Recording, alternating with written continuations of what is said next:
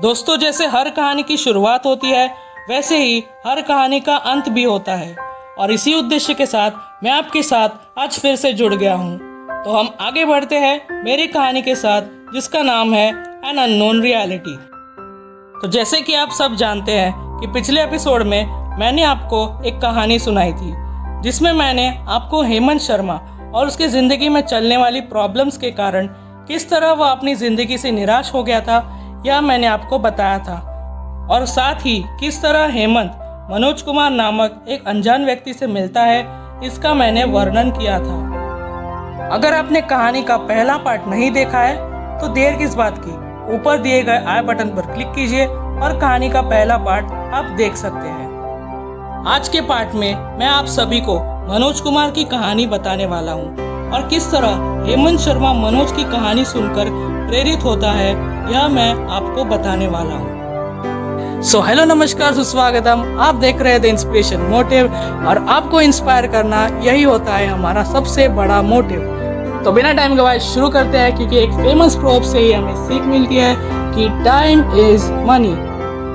और प्लीज आप सभी से एक काइंड रिक्वेस्ट है कि इस वीडियो को एंड तक जरूर देखिएगा, क्योंकि हमारा एक ही मकसद है आप सभी को मोटिवेट करना।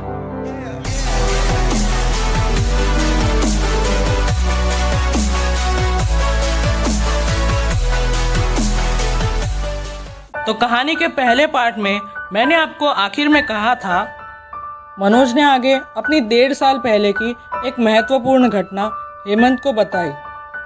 अब हम कहानी में आगे बढ़ते हैं। घटना बताते हुए मनोज ने कहा, फिर एक रात जब घर पर हम तीनों सो रहे थे, उस वक्त आरोही और सोनाली चैन से सो रहे थे, लेकिन मुझे नींद भी नहीं आ रही थी। क्या करूं, दिमाग में बस वही ख्याल आ रहे थे। मैं रोऊं या नहीं ये भी मुझे नहीं समझ रहा था, इसलिए सोचा कि अब बस घर से चले जाते हैं ताकि मैं थोड़ी हवा ले सकूं। चलते वक्त मुझे सामने एक इमारत दिखी।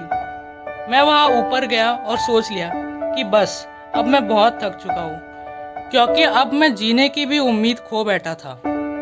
इसलिए बिना सोचे समझे मैं इमारत के ऊपर से कूद गया।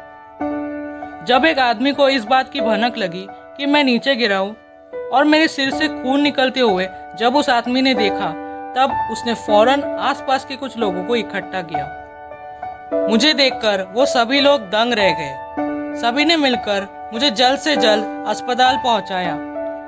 उन लोगों ने मेरी बेटी और पत्नी को अस्पताल बुलाया।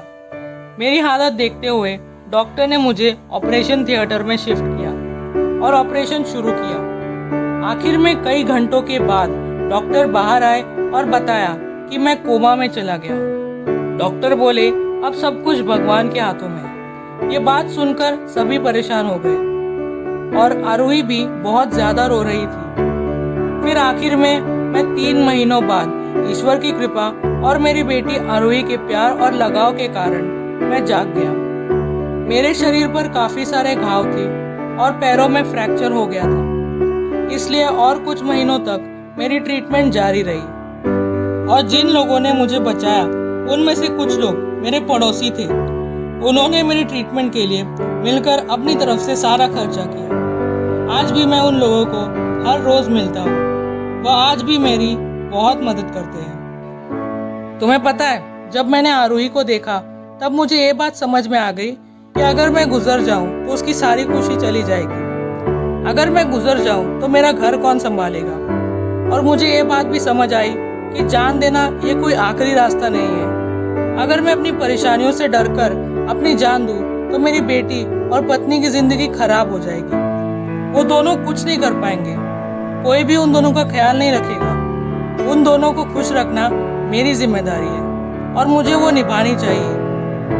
आखिर में मनोज ने कहा, इसलिए मेरे दोस्त मेरी बात सुनो। तुम्हारी जिंदगी बहुत बड़ी है, उसे खराब मत करो। वैसे तुम्हारी स्थिति तो मुझसे भी बहुत अच्छी लगती है, इसलिए इस अनमोल जिंदगी को खोना मत। अपनी परेशानियों से डरकर भागो मत, उनसे बिना डरे लड़ो और कोई गलत कदम उठाने से पहले अपने लोगों के बारे में सोचो। तुम्हारा भी एक परिवार है, इसलिए उनके बारे में सोचो। आज तुम काफी परेशानियों से जूझ रहे हो, तो थोड़ा और सब्र करो और अपने परिवार के लिए जीना सीखो।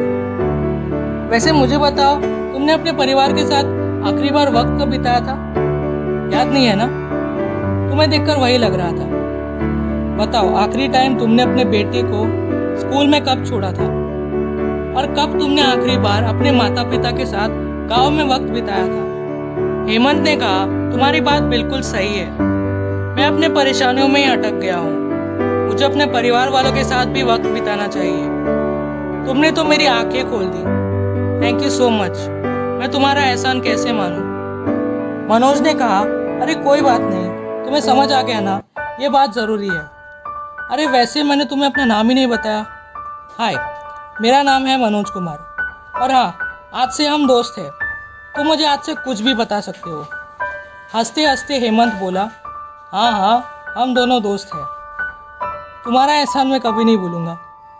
और आखिरकार दोनों एक दूसरे के साथ साथ खुशी खुशी रहने लगे और अब वो दोनों बहुत ही अच्छे दोस्त बन गए।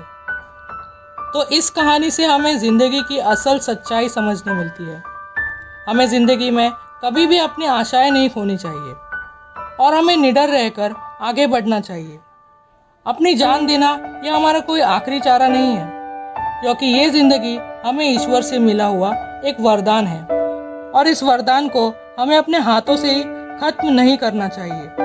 आखिर में कहूँगा कि हमें अपनी ज़िंदगी खुलकर जीनी चाहिए। We should live our life to the fullest. तो अगर आपको हमारी आज की कहानी अच्छी लगी होगी तो वीडियो को ज़रूर लाइक करें और कमेंट में ज़रूर बताएं कि कहानी में आपको कौन सा पार्ट सबसे ज़्यादा अच्छा लगा। और ये बात भी ज़रूर बताना कि कहानी आपको कैसी लगी। हमारे YouTube channel the inspiration motive को ज़रूर सब्सक्राइब करें ताकि ऐसी ही कहानियाँ और मोटिवेशनल वीडियोस आप सभी को देखने और सुनने मिले। वीडियो में आखिर तक बने रहने के लिए आप सभी का धन्यवाद। So until we meet next time, stay healthy, stay fresh, and very important thing, stay motivated and inspired.